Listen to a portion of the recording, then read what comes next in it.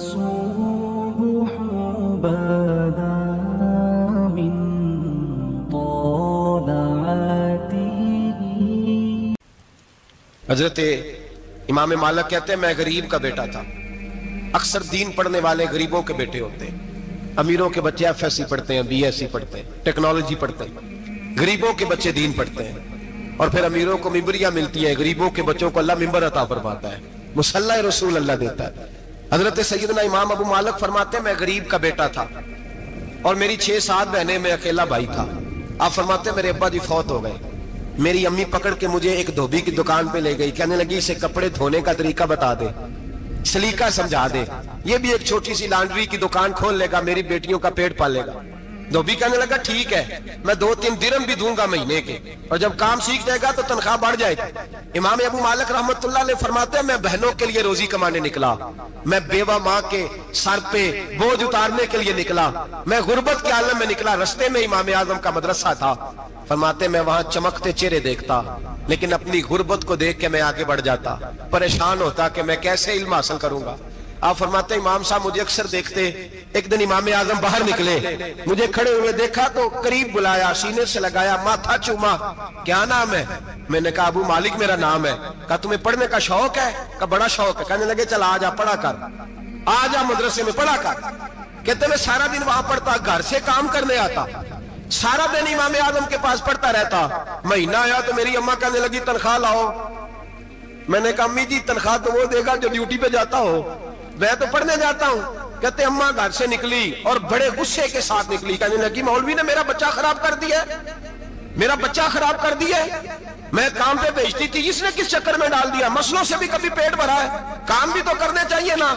کہتے امام اعظم کے سامنے کھڑی ہوئی. امام صاحب بڑے امیر کبیر آدمی, اربوں خربوں پتی, اور پھر اتنے بڑے عالم فقیر, سارا بغداد, سارا کوفہ, سارا مصر سلوٹ کرتا ہے.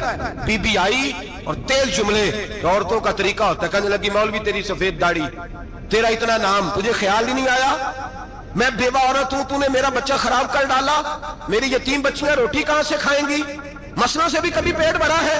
کہتی اتنے سخت جملے کہے پر قربان جاؤ امام اعظم سنتے رہے اور مسکراتے رہے. کہنے لگے میری غلطی ہے, میری غلطی ہے, میری غلطی ہے, بی بی بھول گیا تھا, غلطی ہو گئی. بی بی کہتے تیری امام صاحب سنتے رہے. جب غصہ اتر گیا تو کہنے لگے اماں تیرا غصہ اتر گیا ہے؟ اتر گیا ہے. کہنے لگے تیرا بیٹا بڑا نیک ہے, تیرا بیٹا بڑا لائق ہے, تو اسے پڑھنے دے. کہنے لگے چپ کر دے مولوی, یہ پڑھے گا تو میں روٹی کہاں سے کھاؤں گی. امام صاحب کہنے لگے مجھے بتائے گی تیرے گھر کا خرچہ کتنا ہے.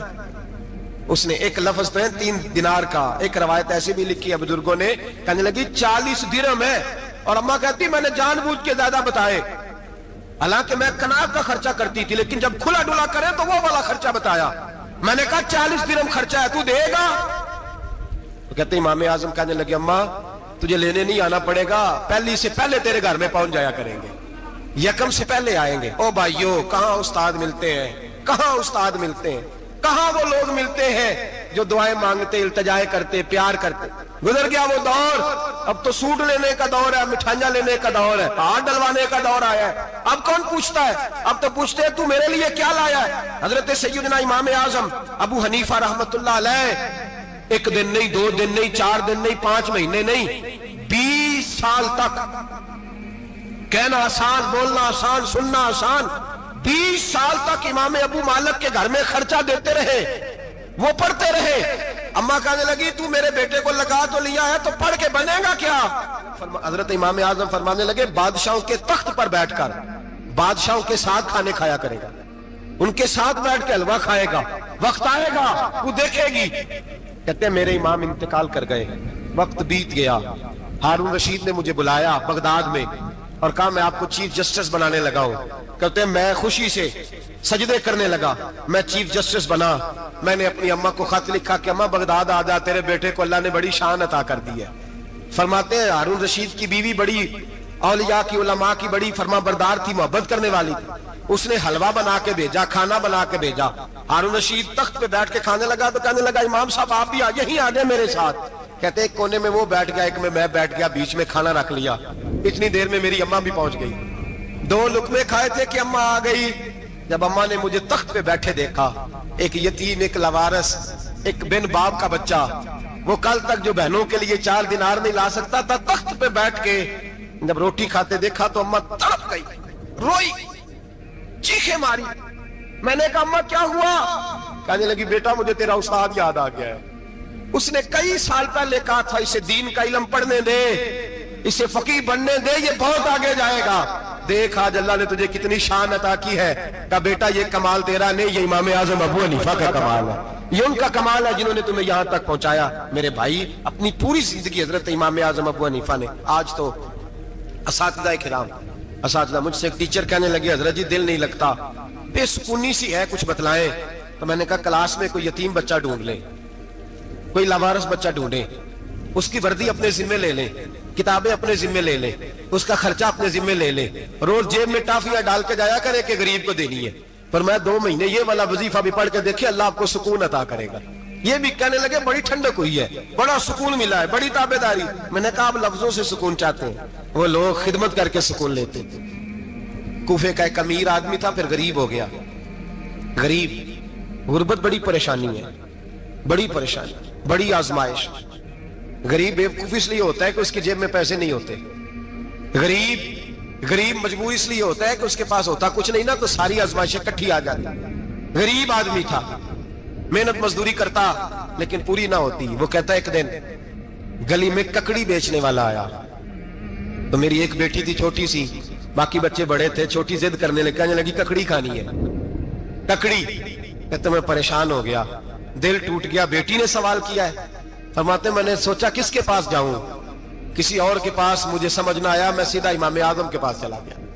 یہ شخص ہے جو مجھے دے گا بھی اور میرا پردہ بھی رکھے گا، مجھے دے گا بھی اور میرا، بولیے، میرا یہ پردہ بھی رکھے گا، یہ رسوا نہیں کرے گا، یہ فوٹو نہیں کھچائے گا، یہ فوٹو کھچا کے پہلے دن فیس بک پہ نہیں لگائے گا کہ میں غریبوں میں تھیلے بانٹ رہا ہوں، یہ اسی وقت اخبار والوں کو نہیں بلائے گا ایک تھیلا اور 6 اخباروں میں تصویریں، یہ اس طرح نہیں خیرات دے گا۔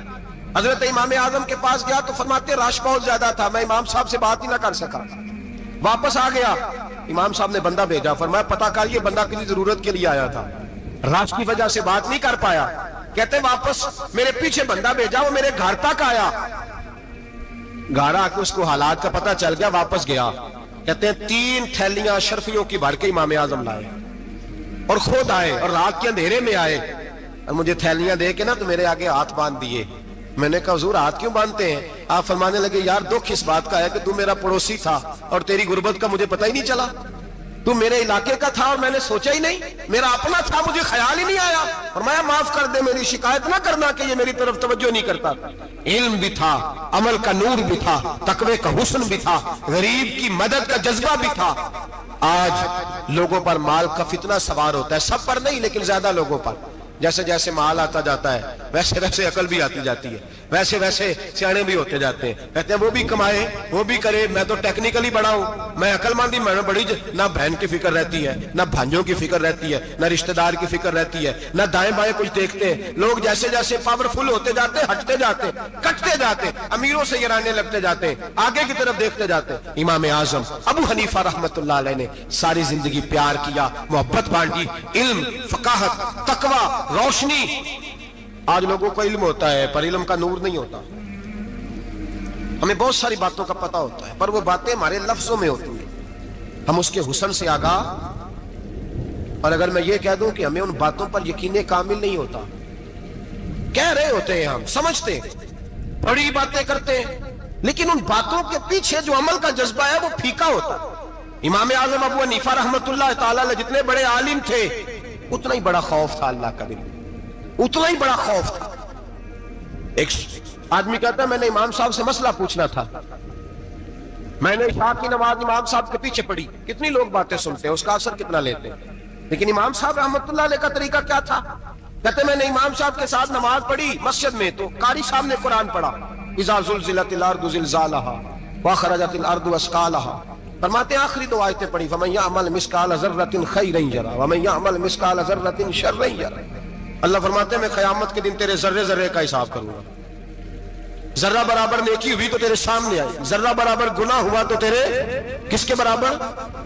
جی وہ کتنا ہوتا ہے؟ ریت کا 1 ذرہ، اس کے برابر بھی گناہ ہوا تو تیرے سامنے، یہ اللہ کہہ دیا ہے، تو ایسا انشاءاللہ ہو کے رہے گا، اللہ ایک دفعہ دکھائے گا. دعا فرمائے اللہ ہمیں معافی عطا فرمائے، اللہ ہم سے درگزر فرمائے، اللہ ہمیں بخشے ہوئے میں شامل فرمائے.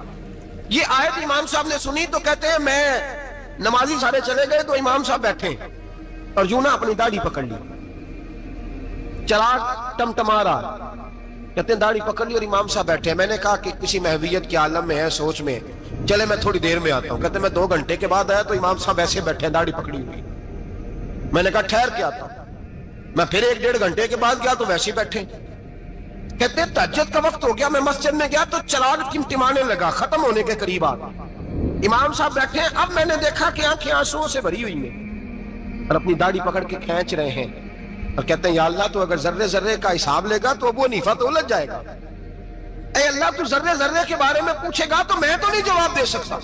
خدا بندہ اس طرح کر، میرے ان سفید بالوں پہ رحم کھا. اے اللہ میرے بڑھاپے پہ مہربانی فرما، مجھ سے نہ ذرے ذرے کا پوچھنا، میں بڑا کمزور ہوں، میں نہیں جواب دے سکتا. مولا مجھ سے درگزر والا معاملہ کر. کہتے تڑپ رہے امام صاحب. فجر کی اذان ہوئی تو امام صاحب نے دائیں بائیں دیکھا، میں پیچھے کھڑا تھا. میں نے کہا حضور ساری رات ہی گزر گئی، آپ ایک آیت سن کے پریشان رہے اور میں روزانہ 20 تقریریں سنتا ہوں، درجنوں حدیثیں سنتا ہوں، مجھے تو اثر نہیں ہوتا. آپ فرمانے لگے مجھے تیرے معاملے کا نہیں پتا، لیکن مجھے اگر تُو نے دیکھ لیا ہے تو کسی کے ساتھ ذکر نہ کرنا مجھے. اور فرمانے لگے پھر تو نیک آدمی ہوگا، تجھے نہیں خیال آتا. تو میں تو جانتا ہوں من آنم کے من دانم، پتہ سارا ہے سردار نو کی دیا نا، میں تو جانتا ہوں نا، مجھے خبر ہے، لہٰذا میں نہیں حساب دے سکتا، تیرا نہیں مجھے پتا.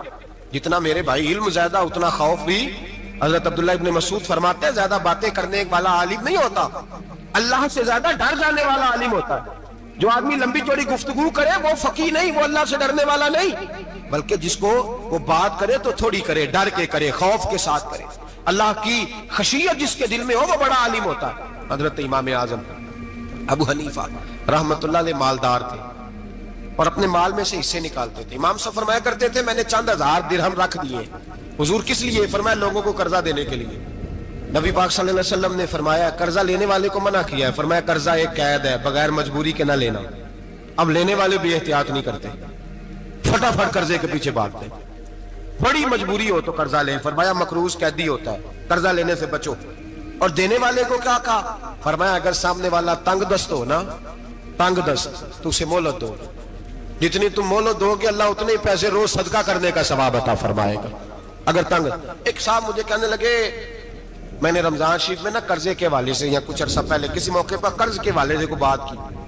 ایک صاحب مجھے کہنے لگے حضرت صاحب جیتے کسی کو لینا ہوئے نا 20,000 تو انہوں ترا کے لئی دے، تو جے 20 کروڑ لینا ہوئے تو پھر نہیں ترایا جاتا. میں نے کہا کیوں؟ کہنے لگے 20,000 والا بندہ ماڑا ہوندہ ہے نا، جیڑا 20 کروڑ کھا گیا بڑی مگرمچھ ہوندہ ہے، انہوں ترایا جا سکتا. وہ دے کے بندے ترلے ہی کر دے لیندے چل بھائی کیویں دے سکنا ہے. وہ جو 20,000 والا نا ماڑا بندہ کہندے تو دینے نے کہ تیرا بندوبست کریے، کہندے چوری صاحب جمعرات لے آؤ کسی طریقے. جمعرات ماڑا ہے نا. نبی پاک نے کیا فرمایا؟ حضور نے فرمایا تجھے پتہ چل جائے کہ تنگ دست ہے تو مہلت دے، جتنے دن تو اس سے پیسے نہیں لے گا اتنے پیسے روز صدقہ کرنے کا ثواب دیا جائے. اب لوگ جو تگڑی موٹے مگرمچھ ہیں ان کو مہلت دیتے ہیں، وہ کہتے ہیں جا جتھو لب دے نہیں لے. پھر کہتے ہیں نہیں آپ بتائیں آپ کیسے دے سکتے. اور ماڑا بندہ انہیں 2,000 دینا ہے دکان کا، اس کو دکاندار کہتا ہے کل سائیکل لے کے تب گزرنا، میرے آگے سے اگر پیسے دینے ہیں تو میں نے سائیکل رکھ لینا. ڈرنا چاہیے اللہ پاک. ہمیں پتہ ہوتا ہے سامنے والا غریب ہے، تنگ دست ہے، مجبور ہے، اسے مہلت دینی. امام صاحب کہتے ہیں میں نے کچھ پیسے رکھے ہوئے تھے، پس منظر یہ تھا کہ غریب لوگ آتے ہیں تو میں ان کی مدد کروں گا. امام اعظم ابو حنیفہ نے ایک بندے سے پیسے لینے تھے اور حال یہ تھا کہ آپ دھوپ میں کھڑے تھے، ساتھ اس بندے کا مکان تھا. لوگوں نے کہا حضرت دیوار کے سائے میں ہو جائے. فرمانے لگے اس سے پیسے لینے ہیں، اگر سائے میں کھڑا ہوا تو سود میں شمار ہو جائے گا، میں اس سے فائدہ نہیں لے سکتا. ایک بندے سے قرضہ لینا تھا، وہ آپ کو دیکھ کے گلی اور دوسری گلی میں چلا گیا، رستہ بدل گیا اور چھپ گیا. امام صاحب رونے لگے، کہنے لگے اے اللہ میں اتنا برا ہو گیا ہوں کہ تیرے بندے مجھ سے چھپنے لگے. اس کو ڈھونڈ کے لائے، کیوں چھپتا ہے؟ کہ حضور آپ کے پیسے دینے ہیں. آپ نے فرمایا جا میں نے اللہ کی رضا کے لیے معاف کیے، آج کے بعد چھپنا نہ. اس لیے میں نہیں چاہتا کہ تجھے کوفت ہو، تو میری طرف دیکھ کے چھپنے لگا ہے، میری طرف دیکھ کے. غریب تو بھائی گلیوں میں گھستے پھرتے ہیں کہ کوئی بندہ مل نہ جائے. مقروض آدمی پتہ اس وقت چلتا ہے جب خودکشی کر گیا، پتہ اس وقت چلتا ہے پھر لوگ آتے ہیں اس کے بچوں کو کہتے ہیں فکر نہ کرنا ہم تیرے ساتھ ہیں. اس کے ساتھ ہونا تھا، ان کا سایہ بچ جاتا. اب آئے ہو इमाम आजम अबू हनीफा रहमतुल्लाह ताला अलैह लोगों को सहूलत देते, आसानी देते, प्यार करते, मोहब्बत करते। हम लोगों का मिजाज ऐसा नहीं है, हमारे इखलाकियात के अंदर वो हुस्न नहीं जो हमारे बुजुर्ग हमें दे के गए। और फिर छोटी छोटी बातों में हुकूकुल इबाद का ख्याल करते, छोटी छोटी बातों। हम तो गाली दे के भी कहते हैं ना, चल क्या हो गया, गाली दी है ना। मैंने देखा है साइकिल वाले की टक्कर अगर पजारो वाले के साथ हो जाए तो माफी साइकिल वाले ने मांगनी है, क्योंकि वो साइकिल पे बैठा है ना, उसकी गलती ये है कि वो साइकिल पे बैठा है। माफी साइकिल वाले ने मांगनी है, पजारो वाला नहीं मांगेगा। हो सकता है साइकिल वाला उठ के कहे जनाब मुझसे गलती हो गई, मुझे पता ही नहीं था कि आप थे, वरना मैं आपके आगे ना आता। साइकिल वाला मजबूर है क्योंकि उसके पास पजारो नहीं, और पजारो वाला तो शीशा नहीं नीचे करता, कहता धूप आएगी, गाड़ी बड़ी मुश्किल से ठंडी की है। नीचे उतर के मुलाजिम कहता है इसको पूछो अगर कोई 200-400 का नुकसान हुआ तो 500 दे दो। मिजाज है इमाम आजम अबू हनीफा रहमतुल्लाह अलैह आलिम, हुकूकुल इबाद का छोटी छोटी। आपके शागिर्दों में से किसी के चेहरे पर शिकन आता तो 20 बार पूछते कोई परेशानी है मेरे बेटे को, क्या हो गया। सारी जिंदगी सायादार शजर की तरह गुजारी, सारी जिंदगी शागिर्दों पर, मुरीदों पर मोहब्बत का सायबान रहा, ठंडी छांव रही इमाम साहब की।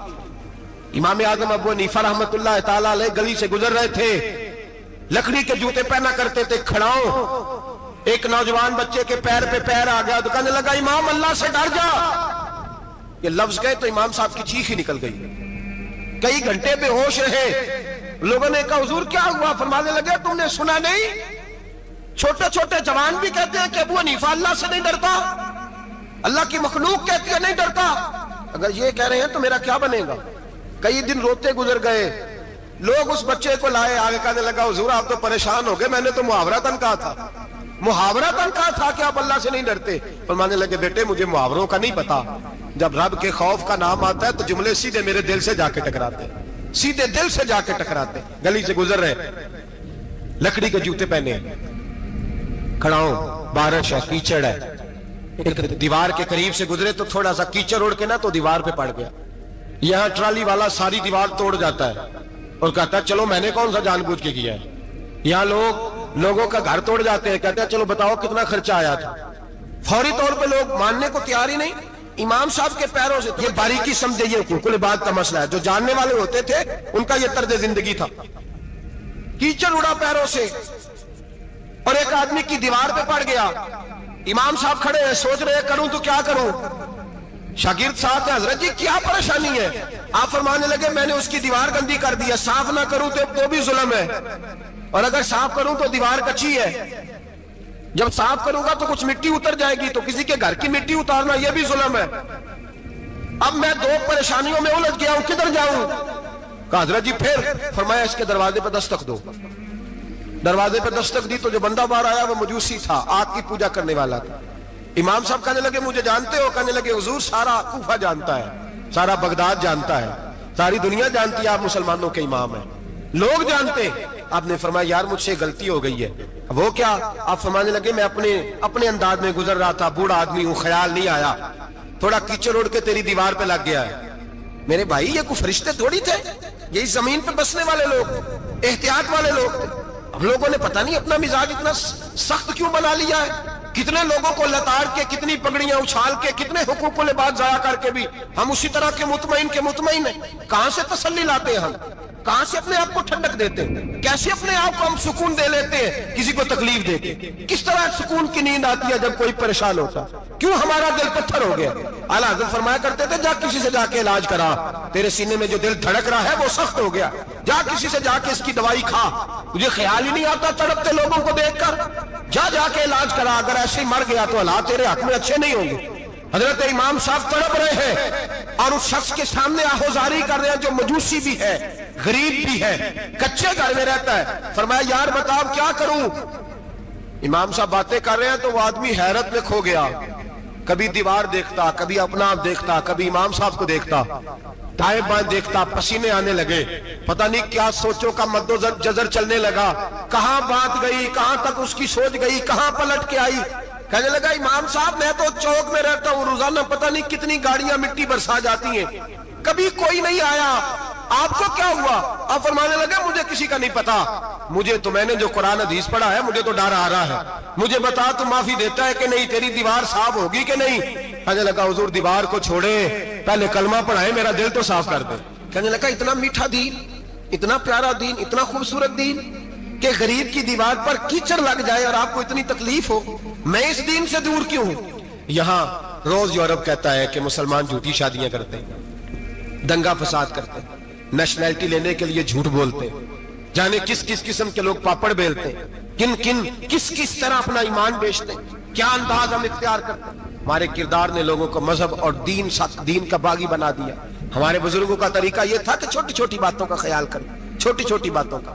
بہت بڑے عالم تھے، یہ ساری نیکیاں تو ان کی سماجی تھی، فلاحی تھی، ان کی معاشرت کی نیکیاں تھی، دنیا داری کی، لیکن جو ان کا باقی کا معاملہ تھا، 4 لوگ ایسے ہیں جو ہمیشہ قرآن پاک ایک رات میں پڑھا کرتے تھے۔ ان میں پہلا نام حضرت عثمان غنی کا ہے، پورا قرآن پاک، دوسرا مولا علی شیر خدا کا ہے، تیسرا حضرت سعید بن جبیر کا ہے، چوتھے امام اعظم ابو حنیفہ ہیں جو ایک رات میں پورا قرآن پاک پڑھ دیا کرتے ہیں۔ جس جگہ امام اعظم کی قبر بنی ہوئی ہے نا، اعظمیہ ایک محلہ ہے بغداد کا، اس کا نام ہی اعظمیہ، امام صاحب کے نام ہے، جہاں قبر بنی ہوئی ہے، وہاں بیٹھ کے امام اعظم ابو حنیفہ نے 60 مرتبہ قرآن پاک ختم کیا، خود پڑھا، خود فرمایا یہاں میں نے دفن ہونا، اس جگہ 60 قرآن پاک پڑھے۔ رمضان کا مہینہ آتا تھا تو امام صاحب ایک قرآن پاک دن میں پڑھتے تھے، ایک رات کو پڑھا کرتے تھے، ایک قرآن پاک سنایا کرتے تھے۔ امام صاحب رحمت اللہ علیہ ساری رات نفل پڑھتے۔ لوگ کہتے ہیں کہ امام صاحب کی رات نماز کے لیے کھڑے ہوتے تو ایک رکعت میں 15 سپارے پڑھتے، تو لوگ کہتے تھے یہ ابو حنیفہ نہیں، یہ تو کسی نے پلر کھڑا کر دیا، یہ تو کوئی ستون ہے، رکوع ہی نہیں کرتا، پورے 15 سپارے۔ یہاں تو ابھی تراویح آئیں گی، لوگ پہلے سے کہنے لگ گئے بڑی گرمیوں کے روزے ہیں، بڑی گرمیوں کے روزے ہیں، اور آ تو لینے دے بھائی، پہنچ تو لینے دے رمضان شریف کو، اللہ بڑا مہربان ہے، ہر چیز کو بدلنے پہ قادر ہے۔ پہلے سے لوگ تیاری کر رہے ہیں، مسجدیں ڈھونڈیں گے جائے ایسی اچھا ہو، قرآن جلدی پڑھا جائے، ڈھونڈ کے۔ امام صاحب رحمت اللہ تعالیٰ علیہ، اور میں اکثر کہا کرتا ہوں، میں کہتا ہوں تو تراویح میں کھڑا نہیں ہوتا، پاسپورٹ کے دفتر کھڑا ہو جاتا ہے 2 گھنٹے، شناختی کارڈ کے دفتر تو 3 گھنٹے کھڑا ہو لیتا ہے۔ یہ تیرا ظلم ہے اپنی ذات کے ساتھ کہ تجھے قرآن کے لیے کھڑا نہیں ہوا جاتا، دنیا داری کے لیے کھڑا، وہ پروجیکٹر کرانے جائے تو چاہے تجھے 4 گھنٹے لائن میں کھڑا ہونا پڑے، وہاں تو کھڑا ہو لیتا ہے۔ اللہ سے ڈر، اپنی تھوڑی سی دنیا داری کے لیے سارا کچھ کر لیتا ہے۔ حضرت امام صاحب رحمت اللہ تعالیٰ علیہ تقویٰ اور طہارت کے پہاڑ 55 حج کیے امام اعظم نے، کتنے؟ 55 حج فرمائے۔ حج ایک مشقت والا کام ہے، جدوجہد والا کام ہے، جوان بھی تھک جاتے ہیں، کہتے ہیں بڑا مشکل ہے جی، اور یہ جتنا مرضی آسان ہو گیا، قیامت تک اس نے مشکل ہی رہنا ہے، اس لیے کہ یہ ایک مجاہدہ ہے۔ 55 حج کیے، آخری حج پہ گئے تو کعبے کے مجاور کو کہنے لگے ذرا کھول نہیں دیتے کعبے کا دروازہ، میرا اندر جانے کو دل کرتا ہے۔ اس نے دروازہ کھولا، اندر گئے تو کہنے لگے خدایا، 2 جملے کہے، کہنے لگے اے اللہ، جتنا تو نے مال دیا تھا میں اتنا شکر نہیں ادا کر سکا، اور جتنا تو نے علم دیا تھا میں اتنا عمل نہیں کر سکا، اب بوڑھا ہو گیا ہوں، مہربانی کرنا مجھ سے درگزر والا معاملہ کر، اور اے اللہ اگر تو مجھے بتا دے کہ تو راضی یا ناراض ہے تو میں ذرا سکون سے مر جاؤں۔ کہتے ہیں کعبے کی دیواروں سے آواز آنے لگی، ابو حنیفہ تیرا رب تجھ سے بڑا راضی ہے۔ داتا گنج بخش علی اجمیری جیسا بابا 1000 سال پہلے لکھ کے گئے کشف الماجوب میں، داتا صاحب نے لکھا ہے 1000 سال پہلے کشف الماجوب میں۔ داتا صاحب فرماتے ہیں میں حضرت بلال کی قبر پہ حاضری دینے گیا، یعنی 1000 سال پہلے کے مسلمان بھی قبروں پہ مزاروں پہ جایا کرتے تھے۔ داتا صاحب لکھتے ہیں، کہتے ہیں ملک شام میں حضرت بلال حبشی کی قبر پہ حاضری دینے گیا، میں قبر پہ حاضری دے کے تو ساتھ لیٹ گیا، میری آنکھ لگ گئی، مجھے خواب میں نبی پاک کا دیدار نصیب ہوا، گویا حاضری حضرت بلال کی، اور برکت یہ کہ وہاں مجھے مصطفیٰ کا دیدار نصیب ہو رہا ہے۔ فرماتے ہیں نبی پاک میری خواب میں آئے، حضور نے ایک بوڑھے بابے کے گلے میں ہاتھ ڈالا ہوا ہے اور اپنے ساتھ ساتھ چلا رہے ہیں۔ میں نے عرض کی یا رسول اللہ یہ کون ہے؟ تو نبی پاک نے فرمایا یہ تیرا امام اعظم ابو حنیفہ ہے۔ فرماتے ہیں مجھے سمجھ آ گئی کہ امام اعظم بھٹک اس لیے نہیں سکتے کہ انہیں رسول پاک نے سارا عطا فرمایا ہے، وہ بھٹک اس لیے نہیں سکتے کہ نبی پاک نے انہیں سارا دیا۔ داتا گنج بخش علی اجمیری رحمت اللہ تعالیٰ علیہ فرماتے ہیں کہ امام صاحب رحمت اللہ تعالیٰ علیہ بہت بڑی شخصیت۔ امام اعظم کا پیغام کیا ہے؟ انہوں نے فقہ بنائی، دین پھیلایا، جتنی بھی میں نے باتیں سنائی سارا پیغام، ایک پیغام ہے امام صاحب۔ امام صاحب رحمت اللہ تعالیٰ علیہ فرماتے ہیں کہ دین پر عمل کرنے والوں کو بھی کسی اچھی صحبت کی ضرورت ہوتی ہے، عمل کرنے والے کو۔ آپ فرماتے ہیں کئی دفعہ عمل کرنے والے کا عمل بھی ٹوٹ جاتا ہے، استقامت نہیں رہتی۔ فرماتے ہیں اچھی صحبتیں تلاش کرو، ان کے پاس بیٹھا کرو، ورنہ ہو سکتا ہے جو عمل تم کر رہے ہو اس میں کمی آ جائے۔ جتنا نیک لوگوں سے رابطہ زیادہ رہتا ہے انسان کا دین پر عمل زیادہ رہتا ہے، جتنا نیک لوگوں سے پیچھے ہٹتا ہے اتنا دین سے۔ آپ فرمایا کرتے تھے اگر 2 سال نہ ہوتے جو میں نے امام جعفر صادق کی صحبت میں گزارے ابو حنیفہ ہلاک ہو جاتا. اپنے آپ کو رب کریم کے بندوں کے ساتھ لگا کے رکھیں, جوڑ کے رکھیں. اگر ہمارا رب کریم کے بندوں سے رشتہ رہے گا تو قرآن و سنت سے رشتہ رہے گا. ہم لوگوں نے نا ترقی بڑی کی پر اندر کی ترقی رک گئی. ہم روحانی طور پر کمزور ہوئے, روز بروز ہو رہے, روز بروز. ہماری وہ دلچسپیاں دین کے ساتھ, وہ تقوی, وہ پرہیزگاری, وہ امانت داری, وہ ایک پیسہ کسی کا اٹھانا تو خوف کرنا, مسلمانوں میں روز یہ مثالیں پیدا ہوتی تھیں. پر آہستہ آہستہ دنیاوی ترقی بڑھ گئی, دل کی, روح کی, روحانیت کی ترقی رک گئی. حضرت ابوبکر صدیق رضی اللہ تعالیٰ عنہ حضرت عائشہ صدیقہ سے ملنے کے لیے تشریف لائے. تو حضرت عائشہ صدیقہ رضی اللہ تعالیٰ عنہ کے گھر تشریف لائے. آپ اس وقت امیر المومنین تھے, نبی رحمت علیہ السلام کے وصال ظاہری کے بعد. ادھر دیکھا, ادھر دیکھا, دائیں بائیں دیکھا, چھت پہ دیکھا تو حضرت عائشہ صدیقہ کہنے لگی حضور خیریت ہے؟ فرمانے لگے عائشہ ایک بات کرنی ہے بیٹے. امیر المومنین کیجئے. تو فرمانے لگے عائشہ ناراض نہ ہونا, تمہاری چھت پر نہ نور برسا کرتا تھا, اور آج میں نے بڑا تلاش کیا ہے وہ مجھے نظر نہیں آیا. وہ کہاں گیا نور, کدھر؟ جناب عائشہ صدیقہ رو پڑی, اتنا روئی کہ دوپٹہ بھیگ گیا, آنچل بھیگ گیا آنسوؤں کے ساتھ. کہا حضور میں نے نا اصرار کیا ہے بہت ساری کنیزوں نے, تو میں نے کل ایک نیا جوڑا سلوا کے پہن لیا ہے. تو میں پتر اس کا مطلب ہے تیری توجہ دنیا داری کی طرف ہو, یہ جوڑا اتار دے, وہ پرانے والا پہن لے. تیری چھت پہ نا نور برسا کرتا, تیری چھت پہ نور برستا تھا, وہ نظر نہیں آیا. اپنے باطن کا خیال رکھیں, ہمیں نہیں پتہ ہوتا, یہ بگڑ جاتا ہے. میں اب آپ کے بیچ کچھ ایسی باتیں جو کر بھی نہیں سکتا. ہمارے صوفیاء نے لکھا ہے مریدوں کی وجہ سے بھی خرابی ہوتی ہے. جو تعریفیں ہوتی ہیں نا بڑی زیادہ, اٹھا کے شیخ کو بٹھا دیتے ہیں کہیں, پتہ نہیں کیا بن گیا ہے, اپنی ترقی کئی دفعہ رک جاتی ہے. شیخ شہاب الدین سہروردی رحمۃ اللہ تعالیٰ علیہ گھنٹوں بیٹھے رہتے تھے مسلح پہ. تو لوگ بڑے ہوتے ہیں نا مثالیں دینے والے, کہ حضرت جی یہاں دنیا ملنے آئی ہے, آپ مسلح پہ بیٹھے ہوئے ہیں, لوگ آپ کا انتظار کر رہے ہیں اور آپ نفلوں میں لگے ہوئے ہیں. پہلے ان سے تو ملنے, تو آپ فرمانے لگے یہ مجھ سے دعائیں قبول کرانے آئے ہیں, تو اگر میں رب اور رسول سے کچھ لوں گا نہیں تو انہیں دوں گا کیا؟ پہلے کچھ لے تو لینے دے, وہاں سے کچھ لوں گا تو یہاں دوں گا. یہ آؤ بھگت, یہ شور شرابے, یہاں بھی روحانیت میں خرابی ہے. اپنا خیال رکھو. اپنا, میں کہہ چکا ہوں کہ تو اگر میرا نہیں بنتا نہ بن, اپنا تو بن. علامہ اقبال کہنے لگے دل بیدار فاروقی, دل بیدار کراری. کہنے لگے یاد رکھنا اگر تیرا دل بیدار ہو گیا تو حضرت فاروق اعظم کا طریقہ ملے گا, حضرت علی کا طریقہ ملے گا. اور ایک درویش نے کہا تھا کہ زندگی زندہ دلی کا نام ہے, مردہ دل کیا خاک جیا کرتا. اگر تیرا دل ہی مردہ ہے, تیرا دل ہی اگر مردہ ہے, تیرے دل میں کوئی شے ہی نہیں. نبی پاک صلی اللہ علیہ وسلم نے فرمایا یاد رکھنا جس کے سینے میں کچھ قرآن ہے وہ زندہ ہے, جس کے سینے میں قرآن ہی کوئی نہیں وہ تو چلتا پھرتا مردہ ہے. اپنا نظریں جھکائیں, تھوڑا غور کریں کہ یہ کیوں نہیں کر رہا نماز پڑھنے کو دل, یہ کیوں نہیں کر رہا اللہ اللہ کرنے کو, یہ کیوں مائل ہو رہا ہے کہ دنیا ہونی چاہیے, مسئلہ کیا ہے, کدھر گیا وہ سارا کچھ, وہ احساس, وہ شدت. حضرت عبد الرحمن ابن عوف رضی اللہ تعالیٰ عنہ حضور کے وصال کے بعد حضرت عائشہ صدیقہ کے دروازے پر بیٹھ کے رویا کرتے تھے. دروازے پر, چھوٹا آدمی نہیں, مکے کا مدینے کا سب سے مالدار بنا, اور فقیروں کی طرح جھولی بچھا کے مصطفیٰ کے دروازے میں بیٹھے رو رہے. جناب عائشہ صدیقہ باہر آ کے کہتی عبد الرحمن کیا ہوا؟ عرض کی اماں جی دیکھیں نا میرے پاس کتنی زیادہ دولت پڑی, اتنا میں مالدار ہوں. اور کیا ان کا طریقہ تھا اپنی روحانیت بحال رکھنے کا. فرمانے لگے امیر حمزہ مجھ سے افضل تھے, اور جب وہ دنیا سے گئے تھے تو ان کے پاس کفن کے کپڑا پورا نہیں تھا. مصعب ابن عمیر مجھ سے افضل تھے, اور جب کفن دیا جا رہا تھا تو سر ہم نے ڈھانپ دیا تھا اور پیروں پہ گھاس ڈال دی تھی. اماں جی وہ افضل لوگ تھے, لیکن اس حال میں انہوں نے دنیا چھوڑی کہ کفن کو کپڑا پورا نہیں تھا. اور میں نے اتنی دولت جمع کیا, مجھے ڈر آتا ہے, رات بھی خواب دیکھی ہے کہ میں ڈوبنے لگا ہوں. اماں جی آپ کے دروازے نور پہ خیرات دینے آیا ہوں, میں نے لیا دعا کریں. जनाब आयशा सदका तो खैरात के कहती हैं, वो सदके भी कर। फिर चौथे दिन आके रोने लगे। अपने उस एहसास को, अपनी उस तवानाई को, अपने उस हुस्न को, अपने अंदर के उस वकार को उन्होंने बचा करके रखा। लेकिन हज़रत मुआज़ इब्न जबल रज़ी अल्लाह तआला अन्हु को नबी पाक अलैहिस्सलाम ने एक सूबे का गवर्नर बनाया।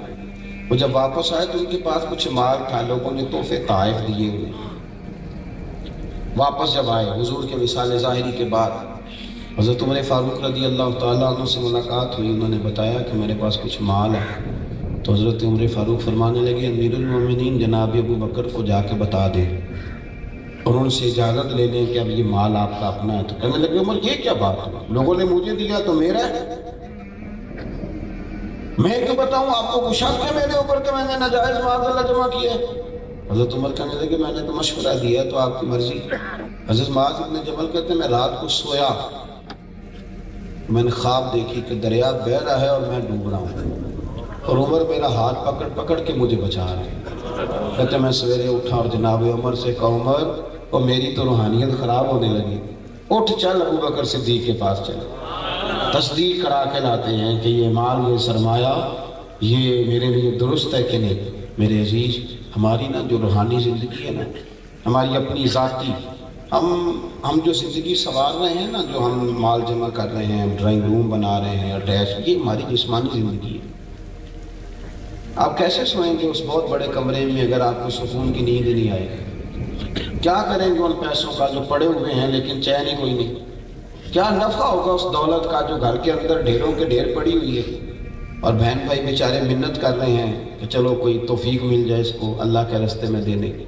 अपनी ज़िंदगी का जायज़ा लें, अपनी रूहानियत को कभी ख़राब ना होने। मैं ना इस मोबाइल को बहुत बड़ी रुकावट समझता हूँ बाबा रूहानी ज़िंदगी के लिए। मैं किस तरह ये बात करूँ कि जिस कौम के हाथों में कुरान होना चाहिए था उसके हाथों में हर वक्त मोबाइल रहता है। ये तबाह कर दिया रूहानी ज़िंदगी को। मुसल्ला बिल्कुल बेआबाद हो गया, अल्लाह अल्लाह के ज़ाविये बिल्कुल ख़त्म हो गए। कोई कैफियत नहीं, कोई जिक्र नहीं, कोई फिक्र नहीं, कोई इबादत नहीं। तावीज़ों वालों का काम ज़्यादा क्यों चल रहा है कि लोग वजीफ़ा तो पढ़ना चाहते नहीं, वो चाहते हैं हमें लिख के दे दिया जाए तो लिख के दे दिया जाता है। अपने बातन पर तवज्जो करें। आप देखें कितने ज़माने बीत गए नमाज नहीं ढंग से पढ़ सके। आप गौर करें कितना वक्त। मुल्ला रूमी रहमतुल्लाह तआला अलैह से एक शख्स ने कहा था कि हज़रत जी माल भी बड़ा, दौलत भी बड़ी है, पर मैं मस्जिद तो नहीं ना जाता। तो फरमाने लगे, जा फिर तौबा कर जाके, मालिक तो नाराज है, वो हर शय तुझे दे के कहता है ये ले ले और दफा हो जा, मेरे घर ना आना। वो तो नाराज है, जा जाके अपनी अल्लाह अल्लाह ठीक कर। मेहरबानी फरमाएं, अपनी तबीयत पर तवज्जो दें, छोड़ें। आज मैंने और आपने तबलीग की बात नहीं की, आज हमने अपनी बात की है। एक खुदगर्जी करें मेरे कहने में, खुदगर्जी, एक खुदगर्जी करें। ज़रा थोड़ा अपना ध्यान करें, ज़रा थोड़ी अपने ऊपर तवज्जो दें, थोड़ा अपने ऊपर ख्याल करें। ये थोड़े थोड़े ज़ख्म कभी किसी के हाथ पैर पे लग जाए तो ज़माना सारा नुस्खे लेके आता है, लेकिन बातन के ज़ख्मों का क्या करें, अंदर की गहराइयों का क्या करें? वो जो अंदर रोज़ बरोज़ घड़ा और खड्डा बढ़ता जा रहा है उसका क्या किया, उसकी मरहम पट्टी का बंदोबस्त करें। अल्लाह अल्लाह में ज़ोर दें। आप यकीन करें कि लोगों की ज़ुबानों पे हर शय जारी होती है, अल्लाह रसूल का नाम नहीं जारी होता। मैं कुछ लोगों की बात सुन के ना तो काँप जाता हूँ। ये हमारे सियासी वर्कर हैं, ये अपने लीडर का नाम लेते हैं तो कायदे जमहूरियत, तो शहीद फलाना, तो पता नहीं क्या क्या लक़ब, और नबी पाक अलैहिस्सलाम का नाम इनसे ढंग से लिए नहीं जाता। आप यकीन करें अड़ जाते हैं। वो बात कहते हुए इनके जुमले टूटते, क्यों? इसलिए कि इन्हें अल्लाह से डरना चाहिए। कि क्या खता हो गई कि जुबान पे नाम तक जारी नहीं होता। अपने अज़कार को, अपने मामलात को, एक बात सुने, एक बुरी नज़र होती है मर्द ने औरत पे डाली और औरत ने मर्द पे डाली। एक बुरी नज़र होती है मर्द ने मर्द पे डाली, अमर्द पर बगैर दाढ़ी के जो लड़का होता है उसको हमारे फुकहा ने अमर्द कहा और हुक्म दिया है कि ऐसे लड़के के साथ अगर किसी शख्स की नज़र ठीक नहीं रहती तो उसके साथ भी वो औकात न गुजारे। हम लोग जो बहुत ज़्यादा दाढ़ी की ताकीद करते हैं तो उसकी बुनियादी वजह यह है कि आपको पता है कि इस पर हुक्म क्या लगता है। बेरिश लड़के का हुक्म क्या है? वही है जो औरत का हुक्म है। उसको देखा किसी ने गलत नज़र से तो वो भी उतना ही मुजरम है जितना उसने किसी लड़की को देखा था। یہ مسئلے کیسے بیان کیے گئے حالانکہ ہیں کتابوں میں. ایک حافظ قرآن تھے اور بڑی تگڑی قسم کی وہ تلاوت کرتے تھے, بڑا خوبصورت قرآن شریف پڑھتے, اچانک بھول گئے, اچانک. اور یہ بھی یاد رکھ لیں کہ جس بندے کو اللہ اور اس کے رسول کا نام لیتے ہوئے کہیں کمزوری آئے نا اس کی طبیعت میں, اسے بھی اپنی روحانیت کا علاج کرانا چاہیے. اچانک بھول گئے. خواجہ حسن بصری کی بارگاہ میں عرض کی مہربانہ کرم فرماؤ, میں تو اتنا سونا قرآن پڑھتا تھا کہ کافر پہ روک روک کے سونا کرتا اور اب میری زبان پہ ظاہر نہیں ہوتا. اب نے فرمایا ہوا کہ آج کی حضور ایک لڑکا گزر رہا تھا, خوبصورت تھا, ذرا دیکھ بیٹھا ہوں. آپ فرمانے لگے تجھے شرم نہیں آئی کہ رب نے تجھے پورا قرآن تیرے سینے میں دیا اور تو گندمند دیکھتا پھرتا ہے؟ خیال نہیں آیا تھا اتنا اس نے نوازا ہے اور تو دائیں بائیں دیکھتا ہے. اس نے کہا حضور پہ حکم کریں, تو آپ فرمانے لگے حرم شریف جا. حرم شریف مسجد نبوی میں عصر کی نماز کے بعد فلاں کونے میں فلاں ستون کے پاس اس طرح کے بزرگ بیٹھے ہوں گے, ان سے دعا کرا. اللہ تیری مشکل کو آسان کرے گا. وہ کہتا میں نے سفر کیا, محنت کری, میں وہاں پہنچا, ان بزرگوں کو جا کے اپنا مسئلہ بیان کیا تو وہ کہنے لگے یار تجھے ذرا خیال نہیں آیا, اللہ نے تجھے اتنا نوازا تھا اور تم کن چکروں میں پڑ گیا؟ تو کہتے ہیں کہ میں نے ان سے کہا حضور دعا کر دیں. کہنے لگے وہ تو میں کروں گا ہی, پر پہلے یہ بتا میرے پاس بھیجا کس نے, کون تھا جس نے میرے پاس بھیجا؟ تو میں نے کہا خواجہ حسن بصری نے. پر میں اچھا وہ میرے پردے کھول کر, میں تو یہاں چھپا بیٹھا. ہم تو نہیں نا کیوں چھپے بیٹھے, اب تو میں نے پوسٹر لگوائے ہوئے ہر بیماری کا دام کرا لیا. اب کون چھپتا ہے؟ تو چھپنے کا دور نہیں ہے, اب تو دکھایا جاتا ہے. کہا میں یہاں چھپا بیٹھا ہوں, میرے پردے کھولیں. اچھا پھر ٹھہر جا, مغرب کے بعد دعا کراؤں گا. یہ کہا جی ٹھیک ہے. کہتے میں مغرب تک رکا تو مغرب کی نماز میں نے وہیں پڑھی. تو کہنے لگے جا اس بندے سے سلام لے کے آ. اور جب میں اس بندے سے سلام لینے گیا تو وہ حضرت حسن بصری تھے. آپ فرمانے لگے تجھے میرے پاس بھیجتا ہے, خود روز مغرب کی نماز یہاں آ کے پڑھتا ہے, تجھے میرے پاس بھیجتا ہے اور یہاں مغرب کی نماز یہاں پڑھتا ہے, اس نے میرا پردہ کھولا ہے تو اب میں اس کا بھی پردہ کھولوں گا. آپ فرمانے لگے میں نے کہا حضور یہ کیا معمہ ہے خواجہ حسن بصری سے, یہاں کیوں بھیجا؟ تو فرمایا نہیں تیری دعا انہی کے پاس ہے. تو وہ بزرگ فرمانے لگے چونکہ خواجہ صاحب تیرے پاس تھے نا تو نے اس طرح دعا نہیں کرانی, ذرا سفر کر کے ہے نا تجھے بھی اہمیت کا پتہ چلا. اب تیرے لیے دعا کرتے ہیں. دونوں بزرگوں نے مل کے دعا کی تو اللہ نے میری خطا کو معاف فرما دیا.